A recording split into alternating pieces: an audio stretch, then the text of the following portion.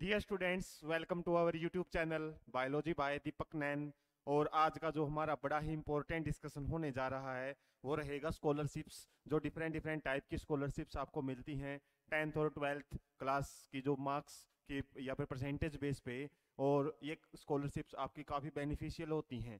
तो हम बड़ी ही इंपॉर्टेंट स्कॉलरशिप्स जो आपको मिल सकती हैं ट्वेल्थ में यदि आप अच्छी परसेंटेज गेन कर लेते हो। इसके अलावा टेंथ की परसेंटेज भी बड़ी मायने रखती हैं। कुछ स्कॉलरशिप्स हम देखेंगे टेंथ बेस पे भी आपको प्रोवाइड की जाती हैं।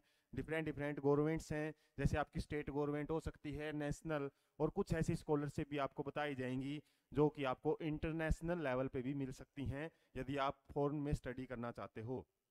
तो इस सेशन में आपको ऐसे ऐसे स्कॉलरशिप्स का एक आइडिया मैं दूंगा। यहाँ पे कुछ ऐसी स्कॉलरशिप्स के आपको फिलहाल में एक जर्नल इन्फॉर्मेशन या फिर बोल सकते हैं एक जर्नल अवेयरनेस आपको दी जाएगी। कुछ डेट हैं, कुछ जो अमाउंट है स्कॉलरशिप्स की वो थोड़ी बहुत टाइम टू टाइम आपको इन फ्यूचर चेंज होती हुई मिल सकती है। लेकिन आपको उन चीज़ों से रिलेटेड अवेयरनेस रखनी है। और टाइम टू टाइम जब आप इन जो आपको साइट्स वगैरह बताई जाएंगी या जो नाम बताए जाएंगे स्कॉलरशिप्स के, तो आप उनसे रिलेटेड फर्दर जो इन्फॉर्मेशन है वो आप अपने सोर्सेज से, यूट्यूब से या फिर डिफरेंट डिफरेंट जो सोर्सेज हैं वहाँ से गेन कर सकते हैं।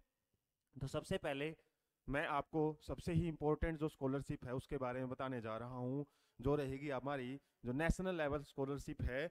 और वो स्कॉलरशिप कौन सी है आपकी? Inspire scholarship. तो सबसे पहले हम नेशनल लेवल या फिर सेंट्रल लेवल स्कॉलरशिप्स जो होती है ना उनका डिस्कशन करेंगे। और सबसे इंपॉर्टेंट स्कॉलरशिप होती है इंस्पायर स्कॉलरशिप।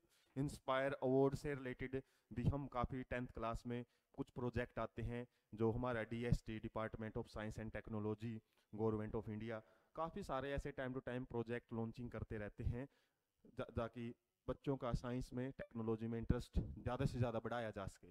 तो डीएसटी के द्वारा ही ये जो स्कॉलरशिप है वो दी जाती है। ऑल ओवर इंडिया में आपको ये स्कॉलरशिप मिल जाती है। और इसकी कंडीशन क्या है कि आपको जो ट्वेल्थ क्लास है वो आप पास आउट होने चाहिए। और इसमें जो एज क्राइटेरिया है आपका वो 17 to 22 तक आपको ये स्कॉलरशिप है मिल सकती है। ये मानो आप 5 इयर्स का जो ड्यूरेशन है इसमें आपको ये स्कॉलरशिप दी जाती है। और सबसे इम्पोर्टेंट बिल्कुल हम बोल सकते हैं फर्स्ट नंबर की ऐसी स्कॉलरशिप है जो बिना एग्जाम दिए, क्योंकि काफ़ी सारी स्कॉलरशिप ऐसी हैं जो आप एग्जाम दे के भी आप प्राप्त कर सकते हो। डिफरेंट डिफरेंट टाइम पे उनके एग्जाम लगते हैं, लेकिन ये स्कॉलरशिप ऐसी है जो आपकी केवल परसेंटेज बेस पे आपको मिलती है। इसकी कंडीशन क्या रहती है, एलिजिबिलिटी क्राइटेरिया क्या रहता है? हालांकि ये जो हर ईयर में सेम ही रहता है, ये 25 तक या 26 जो भी आप ईयर्स मानो उसमें मिनिमम हो सकता है, आगे थोड़ा बहुत चेंज हो अलग बात है। लेकिन इसका क्राइटेरिया क्या है, आप अपने बोर्ड में पढ़ते हो, स्टेट बोर्ड में, जैसे आरबीएससी के स्टूडेंट हो या फिर एचबीएससी के, या फिर हो सकता है यूपी बोर्ड, स्टेट बोर्ड के यदि आप स्टूडेंट हो, तो आपके जो 1% जो बच्चे हैं बोर्ड के टॉप पर 1% बच्चों में यदि आपका नाम आता है तो आप इस स्कॉलरशिप के लिए एलिजिबल होते हो। मान लो यदि आपके बोर्ड में 2 लाख स्टूडेंट हैं जो ट्वेल्थ पास करके गए हैं, तो उनका जो 1% है उसमें आप आने चाहिए। वो कितने, लगभग 20,000 हम बोल सकते हैं, वो आपका 1% बन सकता है। तो टॉप 20,000 इस तरीके से हर एक स्टेट बोर्ड का 1% बच्चों में यदि आपका मेरिट लिस्ट में नाम है तो आप इसके लिए एलिजिबल होते हो। और वो आपको पता नहीं होगा, ये आप फॉर्म अप्लाई करो, ट्वेल्थ के बाद फॉर्म निकलते हैं, उसके बाद इस चीज़ का फाइंड आउट करना वो बोर्ड का काम होता है, या DST, department of science and technology का काम है कि आप 1% में आते हो या नहीं आते हो। उसके बाद यदि आप इस स्कॉलरशिप के लिए एलिजिबल हो जाते हो तो इसमें आपका क्या है, बहुत बड़ा बेनिफिट है वो देखने को मिलता है। और सीबीएसई स्टूडेंट के लिए थोड़ा सा इसमें कंपटीशन रहता है, क्योंकि सीबीएसई तो एक ही बोर्ड है ना पूरे ऑल ओवर इंडिया में। तो इसके 1% बच्चे तो बड़े ही टॉप टॉप रहते हैं। तो इसकी कट ऑफ है आपको देखने को मिलेगी, जो स्टेट बोर्ड के बच्चे होते हैं ना उनके केस में ये स्कॉलरशिप इजीली उनको मिल जाती है, क्योंकि वहां पे कंपटीशन केवल स्टेट का होता है। और सीबीएसई वाले बच्चों को इसमें थोड़ा सा जद्दोजहद करने की जरूरत होती है, क्योंकि उनको भी टॉप 1% में आना होता है। लेकिन सीबीएसई तो क्या है, ऑल ओवर इंडिया में एक ही बोर्ड है। तो आपको ये इसमें ध्यान रखना है कि ये स्कॉलरशिप आपको अप्लाई कर ही देनी है। 1% में आना है नहीं आना वो आपका काम नहीं है। तो जितनी भी स्कॉलरशिप मैं आपको बताऊंगा उनकी कंप्लीट इन्फॉर्मेशन होना इतना ज़्यादा जरूरत नहीं है जितना उनके बारे में एक जर्नल अवेयरनेस का होना जरूरी है। तो जस्ट आपको ट्वेल्थ के बाद या फिर जो भी आपका एलिजिबिलिटी क्राइटेरिया है उसके बेस पे इन स्कॉलरशिप को एक बार तो अप्लाई कर ही देना है। आप कितनी ही स्कॉलरशिप्स है वो अप्लाई कर सकते हो, लेकिन ये है कि अभी रूल ये बना दिया गया है कि आपको एक ही स्कॉलरशिप वो मिल सकती है। तो इसमें आपको साथ में जेई और नीट के बच्चों में खासकर जो रैंक, जैसे जो रिजल्ट आता है जेई और नीट का, उसमें भी यदि टॉप आप 10,000 में आते हो तो उनमें भी आपकी ये स्कॉलरशिप इजीली मिल जाती है। आप जिस भी कॉलेज में वहाँ पे एडमिशन लेते हो, गवर्नमेंट कॉलेज में आपका एडमिशन होएगा और वहाँ पे आपकी ये स्कॉलरशिप इजीली लग सकती है। इसके अलावा बहुत सारी जो डिटेल है आपको मिल जाएगी आप साइट पे जब आप पढ़ते हो। मेरा काम यहाँ पे जस्ट आपको इस वर्ड के बारे में या इस टाइप की स्कॉलरशिप के बारे में बताना होता है। और काफ़ी नीट एंड फेयर स्कॉलरशिप है जो आपको बड़े अच्छे ढंग से प्रोवाइड की जाती है। कंडीशन क्या है, 12th के बाद आप साइंस स्ट्रीम से बिलोंग करने चाहिए। कहने का मतलब 12th आपके पास साइंस से रिलेटेड ही रहनी चाहिए। उसके बाद मतलब क्योंकि डिपार्टमेंट ही हमारा साइंस एंड टेक्नोलॉजी का जो ये स्कॉलरशिप प्रोवाइड करता है। और ये स्कॉलरशिप आपको कब तक मिलती है और क्या कुछ इसका आपको हम बोल सकते हैं कितना पेमेंट मिलता है, तो इससे रिलेटेड कुछ इन्फॉर्मेशन है कि इसकी जो डेट वगैरह है ना वो सितंबर में वगैरह में इसके जो ऑनलाइन एप्लीकेशन वगैरह है वो शुरू हो जाती हैं। इसके अलावा नवंबर दिसंबर तक ये स्कॉलरशिप के फॉर्म है वो चलते हैं, तब तक ही आपको अपनी डिटेल है इस साइट के ऊपर रजिस्ट्रेशन करके अपनी डिटेल है उसको फिल करना होता है। उसके बाद यहाँ पे अब हम बात कर लेते हैं मिलती कितनी है इसमें पेमेंट। ये स्कॉलरशिप आपको 80,000 पर ईयर के रूप में मिलती है। इसके अलावा जिसमें आपको 60,000 तो एज इट इज मिल जाते हैं, लेकिन जो 20,000 है उसके लिए आपको क्या करना पड़ता है, एक रिसर्च वर्क करना पड़ता है अपने कॉलेज में रहते रहते, या फिर आप जो भी नीट वगैरह में गए हुए हो, जेई वगैरह के इंजीनियरिंग का काम वहाँ पे, या फिर जो भी स्टडी कर रहे हो उससे रिलेटेड आपको कोई भी रिसर्च प्रोजेक्ट आपका एक सबमिट करवाना पड़ता है, तब आपको ये 20,000 की पेमेंट है वो मिलती है। वरना 60,000 की पेमेंट है आपको आपका सिलेक्शन होने के बाद मिलना शुरू हो जाती है। सिंपली यदि हम बात करें ये 5,000 पर मंथ जो स्कॉलरशिप है वो आपको प्रोवाइड की जाती है। 5,000 रुपए हर महीना आपको स्कॉलरशिप के रूप में मिलता है। और ये कब तक मिलेगा, जब तक आप बीएससी एमएससी करते हो तब तक, मतलब आपकी जो टीचिंग लाइन में आप आगे बढ़ते हो, रिसर्च लाइन में, एजुकेशन लाइन में आप आगे बढ़ते हो ना, तो आपको मास्टर्स तक ये स्कॉलरशिप ऐसे ही 5,000 पर मंथ के हिसाब से, यदि हम केवल 60,000 के हिसाब से भी कैलकुलेट करें तो आप कैलकुलेट करके देख सकते हो 60,000 इनटू 5 ईयर्स में आपको लगभग कितने की स्कॉलरशिप मिल जाती है, लगभग 3 लाख की स्कॉलरशिप मिल जाती है। और यदि आप ये भी इंटरेस्ट से करते हो, जैसे आपके कॉलेज में फैसिलिटी है, कई कॉलेजेज में तो वैसे फैसिलिटीज नहीं मिलती, इसके अलावा आप खुद भी अपने लेवल पे कोई भी रिसर्च वर्क, जैसे हम प्रैक्टिकल प्रोजेक्ट वगैरह बनाते हैं 12th क्लास में 10th क्लास में, ऐसा ही कोई आपको प्रोजेक्ट है वो कोई इन्वेंट्री प्रोजेक्ट, जैसे इंस्पायर अवार्ड के नाम से जो 10th क्लास में आपसे प्रोजेक्ट बनाए जाते हैं, ऐसा ही कोई एक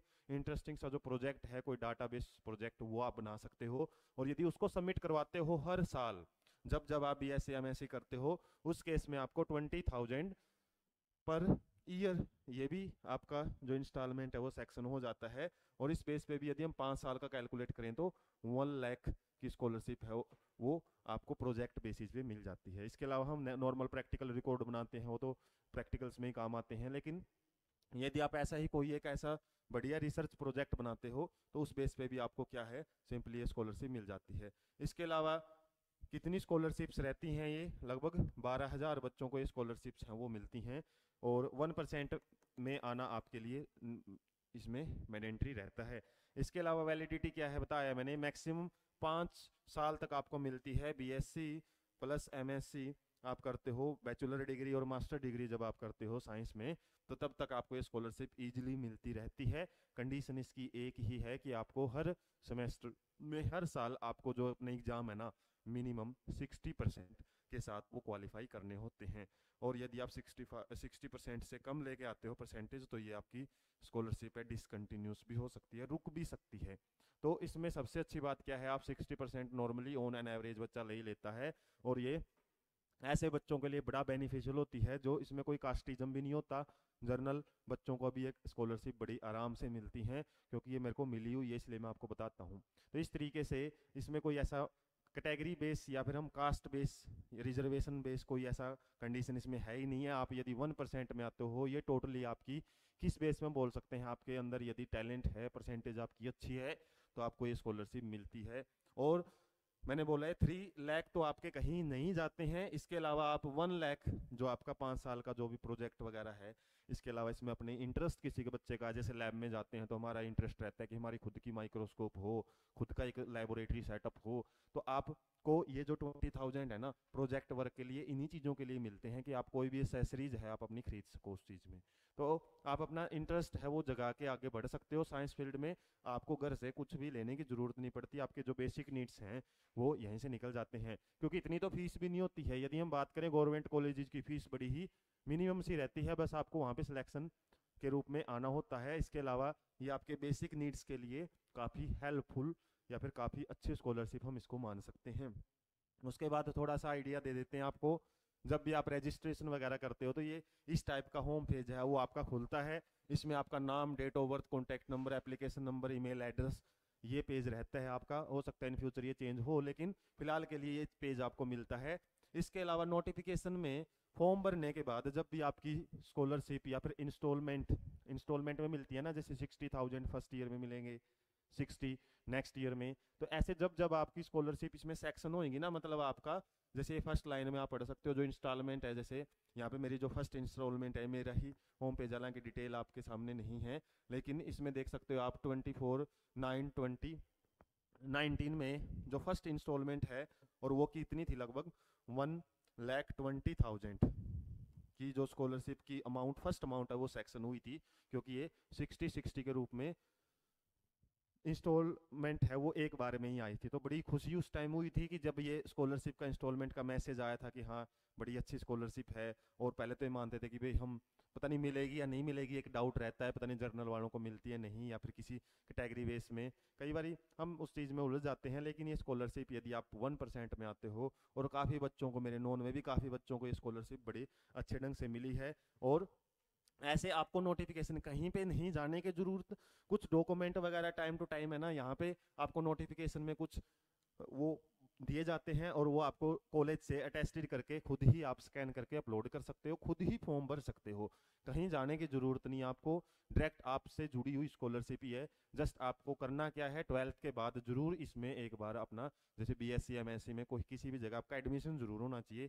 केवल आप कोचिंग करते हो किसी भी जगह पे तब आपको ये स्कॉलरशिप नहीं मिल सकती। आपको बीएससी एमएससी या फिर जेई नीट में आके एडमिशन होना बड़ा जरूरी है, उसी के साथ आपको ये स्कॉलरशिप मिल जाती है। तो ऐसी स्कॉलरशिप है जिसमें आपको एग्जाम वगैरह का कोई मैटर नहीं रहता। इसके अलावा ये सबसे इंपॉर्टेंट स्कॉलरशिप मैंने बता दी। इसके अलावा ये देख सकते हो सेंट्रल स्कॉलरशिप स्कीम है, काफ़ी सारी होती हैं, लेकिन हमारी जो वो स्कॉलरशिप मैंने बताई है ना, बहुत अच्छी अमाउंट ही रहती है उसकी, उससे तो ये सारी नीचे ही हैं।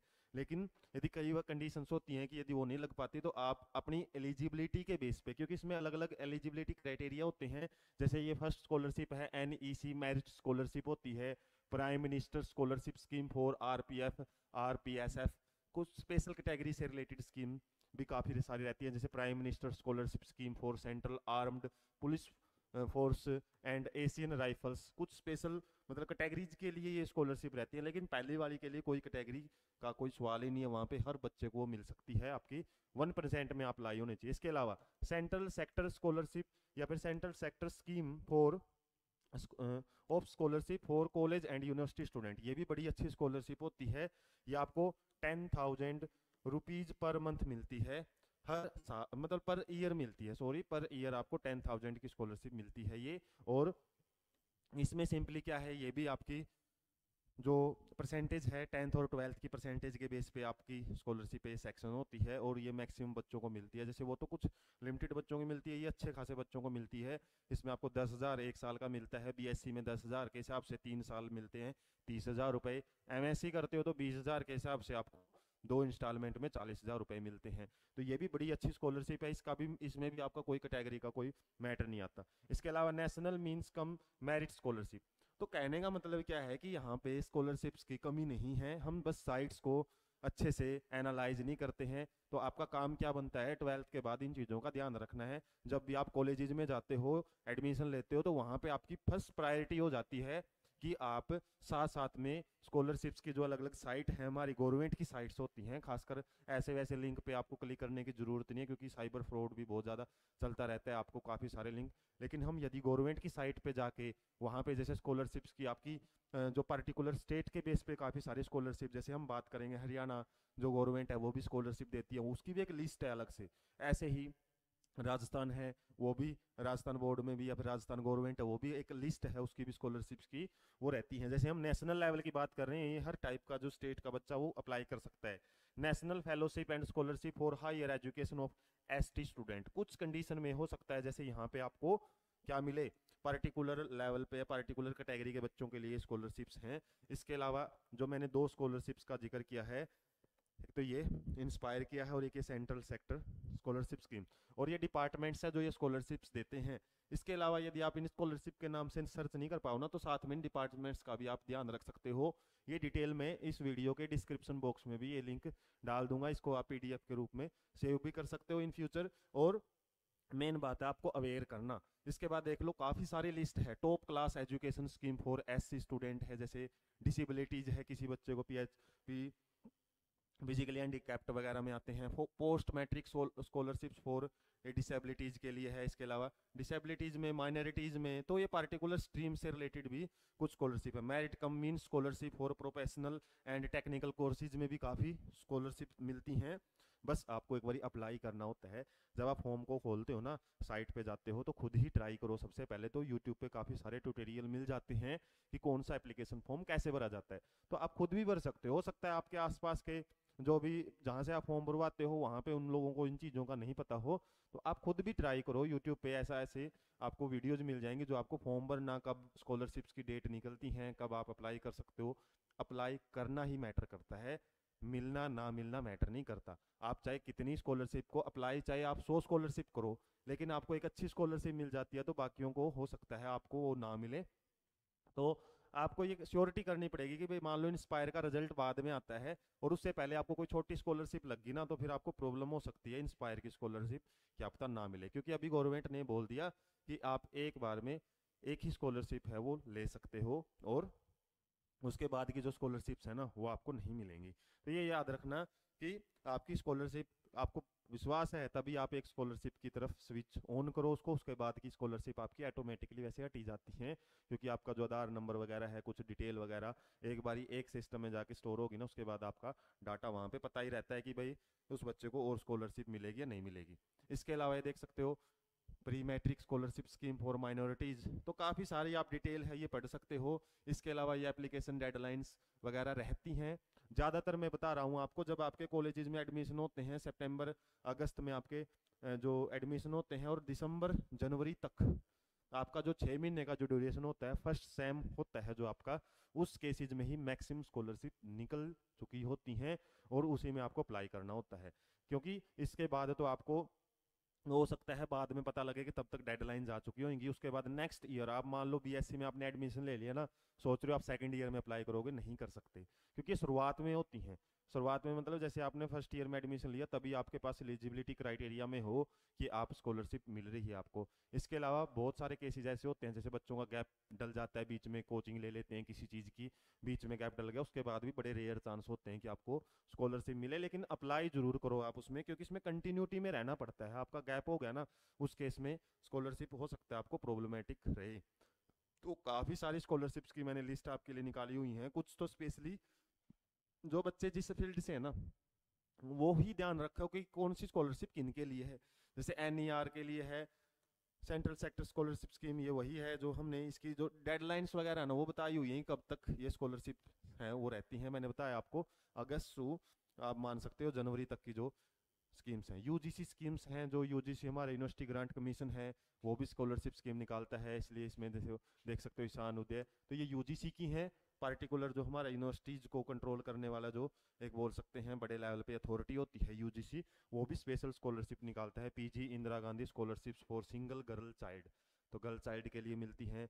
इसके अलावा पीजी स्कॉलरशिप पोस्ट ग्रेजुएट बच्चों के लिए मास्टर्स में मिलती हैं ये खासकर, तो इसमें क्या है first and second rank holders के लिए स्कॉलरशिप्स रहती हैं। इसके अलावा PG scholarship scheme for SC ST student, तो ये आपको कौन प्रोवाइड करता है? यूनिवर्सिटी ग्रांट कमीशन, MHRD है, ये हमारा जो गवर्नमेंट, सेंट्रल गवर्नमेंट जो उसका डिपार्टमेंट है वो आपको प्रोवाइड करता है।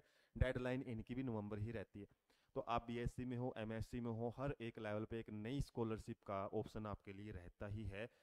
बस फर्क पता है क्या है, आपको अवेयर होना पड़ता है उसके लिए। ये ध्यान में रखना आपने कि जैसे ही आप नए डिप्लोमा डिग्री में एंटर करते हो तो वहाँ से रिलेटेड आपको काफ़ी सारी स्कॉलरशिप का बेनिफिट मिल सकता है। इसके अलावा all India council for technical education, और वो भी क्या करता है, आपको काफ़ी सारी स्कॉलरशिप है वो देता है, नेशनल स्कॉलरशिप। इसमें देख लो प्रगति स्कॉलरशिप स्कीम फॉर गर्ल्स, तो गर्ल्स के लिए है ज़्यादातर। इसके अलावा सक्षम scholarship scheme for differently abled के लिए है। इसके अलावा ये आपकी डिफरेंटली एबल्ड, तो इसमें सारे नहीं आते, इसमें गर्ल्स आ जाते हैं डिग्री या डिप्लोमा वाले स्टूडेंट्स के लिए। और कौन प्रोवाइड करता है? Ministry of human resources and development है वो आपको ये स्कॉलरशिप। और डेडलाइन लगभग सबकी सेम ही रहती हैं। तो आप अपनी कैटेगरी के बेस पे आप अपनी, मतलब जैसे गर्ल्स चाइल्ड के लिए तो गर्ल्स भी इसमें काफ़ी आपको बेनिफिशियल स्कॉलरशिप हैं वो मिल सकती हैं। इसके अलावा हम बात करते हैं हमारे स्टेट लेवल स्कॉलरशिप्स की। और सबसे पहले हम जो बात करेंगे सिंपली हरियाणा गवर्नमेंट कौन कौन सी स्कॉलरशिप देता है। तो जैसे मैंने सेंट्रल लेवल पे एक बड़ी इंपॉर्टेंट स्कॉलरशिप स्कीम आपको बताई थी, इंस्पायर स्कॉलरशिप, ऐसे ही बहुत ही ज़बरदस्त जो स्कॉलरशिप है वो हमारे गवर्नमेंट ऑफ हरियाणा है वो भी प्रोवाइड करती है। और उसमें कौन सी स्कॉलरशिप स्कीम आपकी? प्रमोशन ऑफ साइंस एजुकेशन, और ज़्यादातर ये फेमस है पोज के नाम से। पोज नाम की जो स्कॉलरशिप है, और ये हमारे जो गवर्नमेंट ऑफ हरियाणा है वो प्रोवाइड करती है। और इसका प्रोवाइडर का नाम क्या है? Haryana state council for science innovation and technology, department है हरियाणा गवर्नमेंट का, ये प्रोवाइड करता है। और ये भी सितंबर नवंबर के ड्यूरेशन में आपको मिलती है। इसके फॉर्म ऑनलाइन भी हैं फिलहाल, वैसे से तो पहले ऑफलाइन भी होते थे, लेकिन फिलहाल आप ऑनलाइन भी आप इनको अप्लाई कर सकते हो। और वहाँ पे आपने जो भी डाटा वगैरह ना कॉलेज में भी सबमिट करवाना पड़ता है। फिर कॉलेज क्या करता है, कुछ पार्टिकुलर स्टूडेंट्स के नाम है या फिर कुछ स्पेशली कुछ एक क्राइटेरिया रहता है जिसमें आपकी 10th और 12th की परसेंटेज भी मायने रखती है। उस बेस पे आपकी एक मेरिट लिस्ट तैयार होती है। और उसके बाद ये जो कॉलेजेस हैं अपने लेवल पे बच्चों को डिटेल है जो इस डिपार्टमेंट के पास भेजते हैं। और वहाँ से आपका यदि सिलेक्शन हो जाता है कॉलेज की तरफ से, तो वहाँ पे क्या मिलेगा आपको? सिंपली स्कॉलरशिप में आप एक प्रकार से सिलेक्ट हो जाते हो। अप्लाई कैसे करना होता है? Scholarships are limited only to the students who have taken admission in the first year. पहली बात तो आपको फर्स्ट ईयर में ही एडमिशन लेना पड़ता है। और ये आपका ड्यूरेशन अलग अलग हो सकता है ईयर टू ईयर। ये 2022 या 23-24 जो भी डिटेल रहेगी ना, ये रहती है आपकी स्कॉलरशिप एट प्रेजेंट भी आपको मिलती है।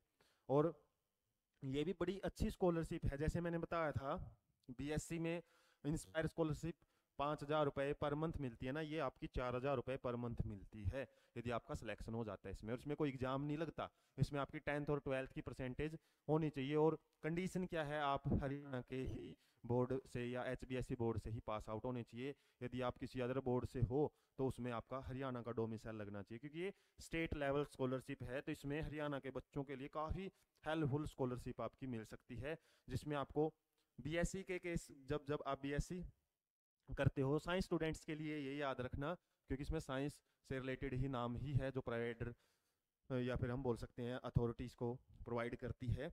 तो बीएससी में आपको ये 4,000 पर मंथ के हिसाब से मिलती है स्कॉलरशिप, कितने 3 सालों के लिए। और जब आप एमएससी में एंट्री करते हो तो वहाँ पे आपको अलग से फिर इसके लिए सिलेक्ट होना पड़ता है।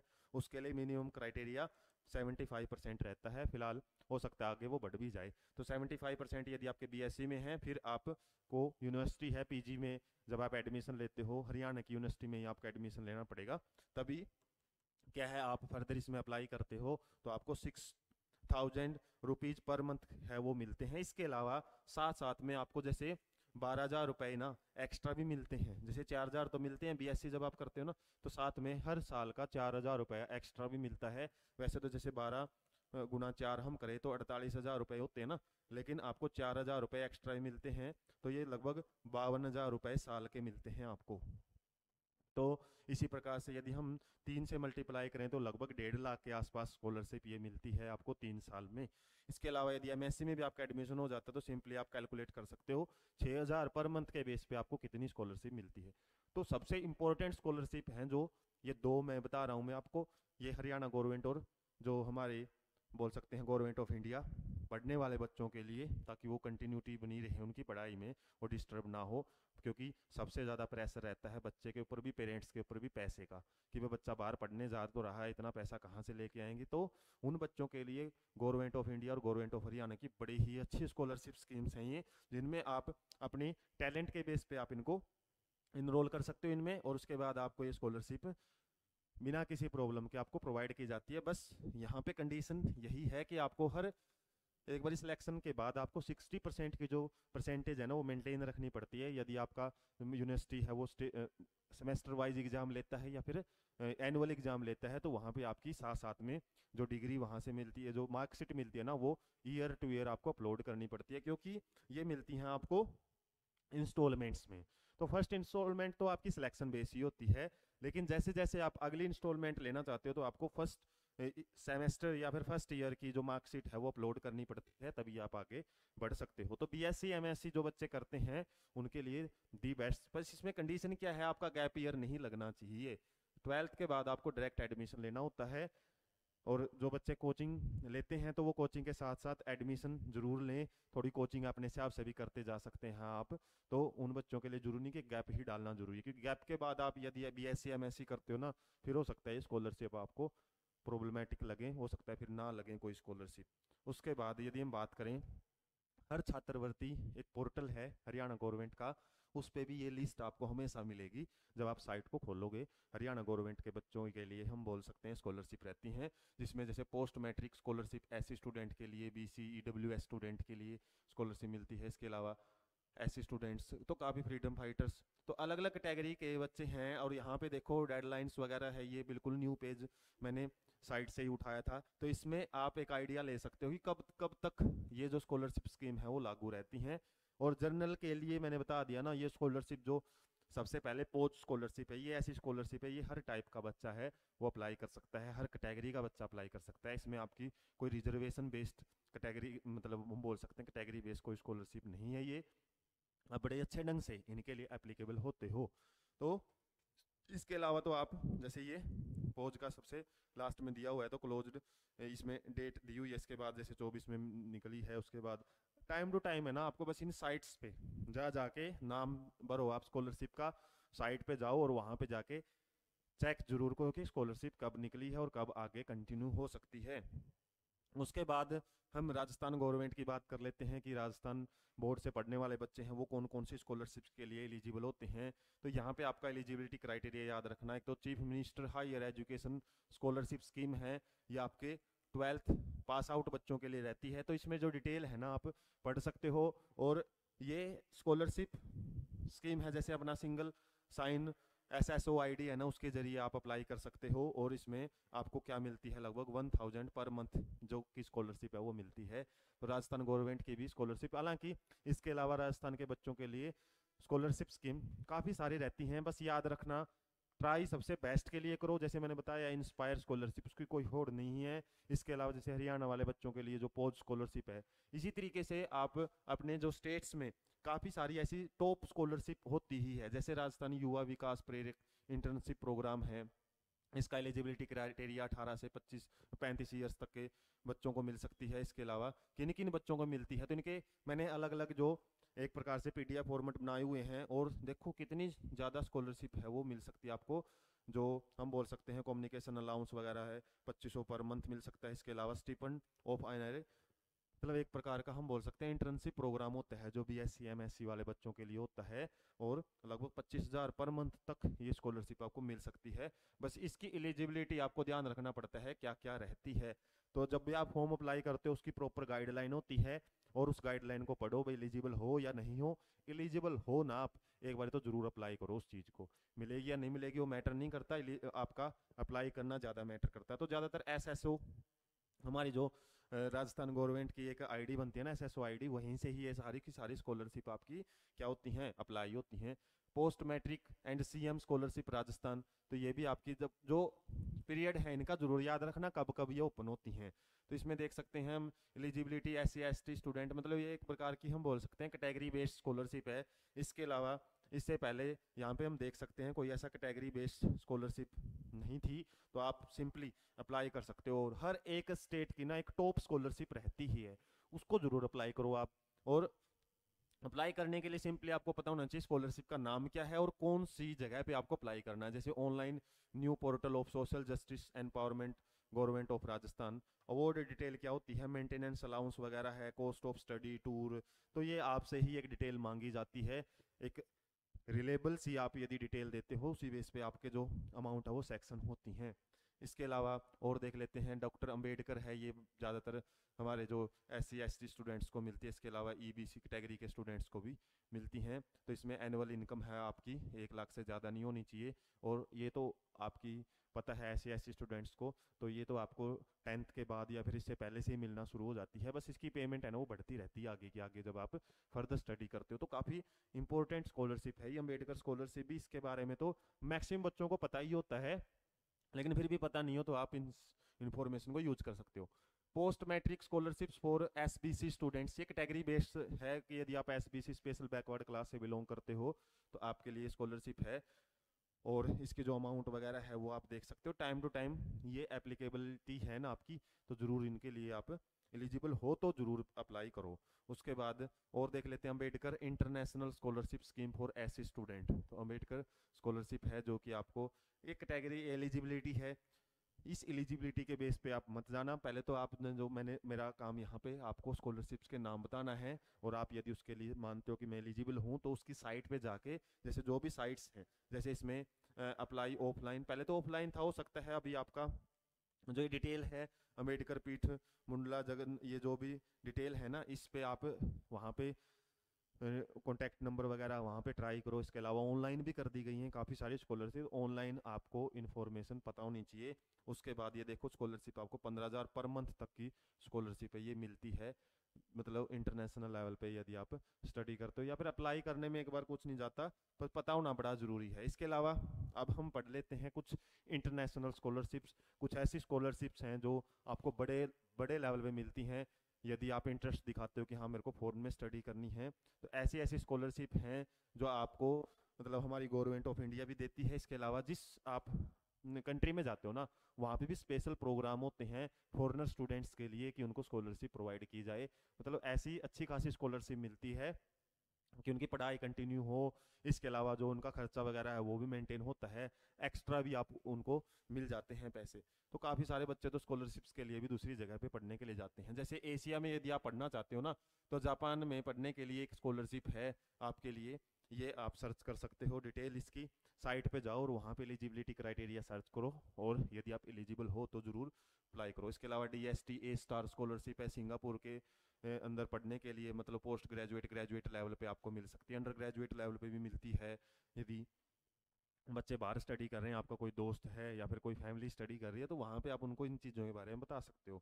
इसके अलावा हिंद रिच फाउंडेशन स्कॉलरशिप है जो कि कहाँ पे मिलती है आपको, foundation aims to advance sustainable global, तो कॉन्टिनेंट एशिया के अंदर मतलब मैक्सिमम कंट्रीज हैं वो इसके अंदर आ जाती हैं।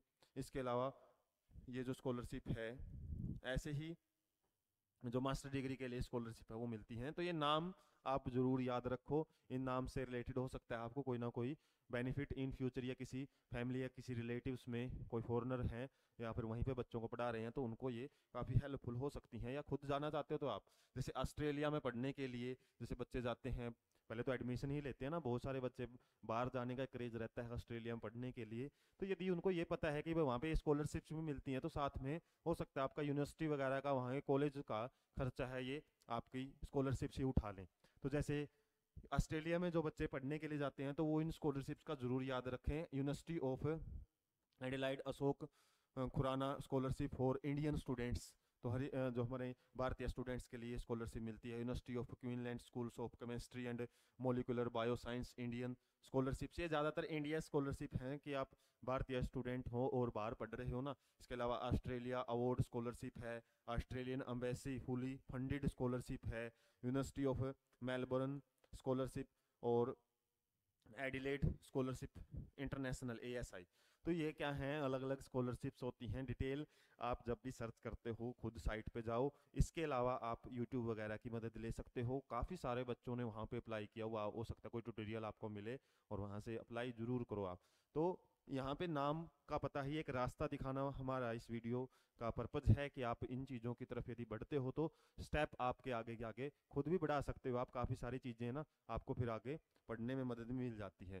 उसके बाद हम देख लेते हैं यूके, यूनाइटेड किंगडम, या फिर ब्रिटेन, या फिर हम बोल सकते हैं इंग्लैंड में पढ़ने के लिए कौन कौन सी स्कॉलरशिप है। देखो लिस्ट लगभग 20 स्कॉलरशिप की लिस्ट यहाँ पे है, तो आप अप्लाई करो। तो इन फ्यूचर यदि आगे बढ़ना चाहते हो दूसरी कंट्री में, या फिर कोई गया हुआ है आपकी फैमिली से या फिर रिलेटिव से, आप उनको इन चीज़ों के बारे में अवेयर कर सकते हो। और जब वो वहाँ पे कॉलेजेस वगैरह में जो पढ़ते हैं वहाँ के बच्चे भी, वहाँ के जो स्टाफ है, टीचिंग स्टाफ है, वो भी आपको इन टाइप की स्कॉलरशिप्स के बारे में बता सकता है। तो काफ़ी सारी स्कॉलरशिप्स हैं, आप यहाँ से एक आइडिया ले सकते हो कौन कौन सी हैं। तो ये हालांकि पीडीएफ फॉर्मेट आपको प्रोवाइड भी कर दिया जाएगा वीडियो के डिस्क्रिप्शन बॉक्स में। इसके अलावा यदि आप यूएस में पढ़ना चाहते हो, यूनाइटेड स्टेट में, तो ये स्कॉलरशिप हैं आपके लिए। टाटा स्कॉलरशिप भी है, फुल ब्राइट, नेहरू स्कॉलरशिप भी है। चाइना में पढ़ते हो तो चाइनीज गवर्नमेंट फेलोशिप भी है कनाडा के लिए। और भी बहुत सारी हो सकती हैं, काफ़ी सारी स्कॉलरशिप्स आपको इसके अलावा भी मिल सकती हैं। कुछ मेन मेन जो स्कॉलरशिप है, जैसे मैंने बताया था, इंस्पायर सबसे बेस्ट स्कॉलरशिप रहती है पूरे इंडिया के बच्चों के लिए। इसके अलावा गवर्नमेंट ऑफ हरियाणा में बताया मैंने पोस्ट स्कॉलरशिप। ऐसे ही अपनी पार्टिकुलर स्टेट है एक बड़ी अच्छी स्कॉलरशिप आपको देता है। सेंट्रल सेक्टर स्कॉलरशिप स्कीम है जैसे, वो भी हर स्टेट के बच्चे के लिए विदाउट कैटेगरी की कोई लिमिटेशन आपको वो स्कॉलरशिप बड़े अच्छे ढंग से मिल सकती है। इसके अलावा ये जो लिंक वगैरह हैं स्कॉलरशिप्स के लिए, ज़्यादा आप स्टडी कर सकते हो। और लेकिन मेन बात है ना, आपको नाम पता होना चाहिए। नाम सर्च करो, उसके बाद वहाँ से रिलेटेड उसकी साइट पे जाओ, ओरिजिनल साइट पे जाओ, क्योंकि काफ़ी सारे तो इधर उधर की साइटें रहती हैं। ओरिजिनल साइट पे जब आप जाते हो तो वहाँ पे जैसे नीदरलैंड, फ्रांस, तो काफ़ी ऐसी कंट्रीज हैं जो आपको स्कॉलरशिप प्रोवाइड करती हैं। और फॉरन में ज़्यादातर बच्चे विदेश में जाते हैं ना, तो पढ़ने के लिए उनको, ताकि मदद मिल सके अदर गवर्नमेंट से। और अपनी इंडिया भी गवर्नमेंट, इंडियन गवर्नमेंट है ना, वो भी स्पेशल मदद करता है। स्कॉलरशिप इंडियन गवर्नमेंट भी देती है, और जो जिस कंट्री में आप जाते हो वो भी बड़ा ही आपके लिए हेल्पफुल हो सकती हैं स्कॉलरशिप। तो आप उनका फ़ायदा उठा सकते हो। फ़ायदा कब उठाओगे, जब आपको पता होगा ये चीज़ें। तो इसी के लिए काफ़ी बच्चों को अनअवेयर होते हैं, उनको पता नहीं होता कि कौन सी स्कॉलरशिप कब निकलती है। मैंने बताया आपको, जब आप कॉलेज में एडमिशन लेते हो वो आपका गोल्डन टाइम होता है 6 मंथ। वहाँ पे आपको जो भी स्कॉलरशिप जहाँ से भी दिखती है ना, अप्लाई जरूर करो। बस आपका मकसद क्या है कि कोई भी एक स्कॉलरशिप आपको मिले। इसके अलावा वो भी और भी बहुत सारी ढेर सारी स्कॉलरशिप आपको मिल सकती हैं, जिसके लिए हो सकता है आपको कोई एग्जाम देना पड़े, तो जरूर अप्लाई करो फॉर्म वगैरह आप। और वहाँ पे एग्जाम देना हो तो सेंटर में जरूर दे के आओ एग्जाम। और लग गई तो वो तो आपकी मैक्सिमम लैक्स में, करोड़ों में भी कुछ ऐसी स्कॉलरशिप है जो आपको प्रोवाइड की जाती हैं, वो एग्जाम बेस्ड होती हैं। इसके अलावा इनके लिए कोई एग्जाम आपको हो सकता है पास करने की ना जरूरत पड़े, जो मेन मेन स्कॉलरशिप मैंने बताई हैं। इसके अलावा term and condition in future हो सकता है चेंज हो, लेकिन मेरा मकसद यहाँ पे ये था कि आपको जस्ट इनका नाम पता हो, अवेयर हो आप इन चीज़ों के बारे में, तभी आप इनका फ़ायदा उठा सकते हो। तो इसी तरीके के जो काफ़ी अपडेशन या फिर काफ़ी इंटरेस्टिंग सेशन आपको इस चैनल पे कंटिन्यूसली प्रोवाइड होते रहेंगे। और यदि आपको कोई भी डाउट, क्वायरी वगैरह होती हो तो आप कमेंट सेक्शन में ज़रूर डाल के पूछें। इसके अलावा जो अदर जो सोशल प्लेटफॉर्म है हमारे, वो वहाँ पे आप हमको अप्रोच कर सकते हो। तो ये सेशन आपको यदि इंटरेस्टिंग लगा हो, इसके अलावा हमारी मेहनत है, हमारा जो डाटा एनालिसिस है, कहाँ कहाँ से हमने डाटा इकट्ठा किया है, उसके बाद आपको प्रोवाइड किया है, यदि ये मेहनत आपको पसंद आती है ना, तो अपने ज़्यादा से ज़्यादा दोस्तों के पास इन्फॉर्मेशन शेयर करें। Thank you so much.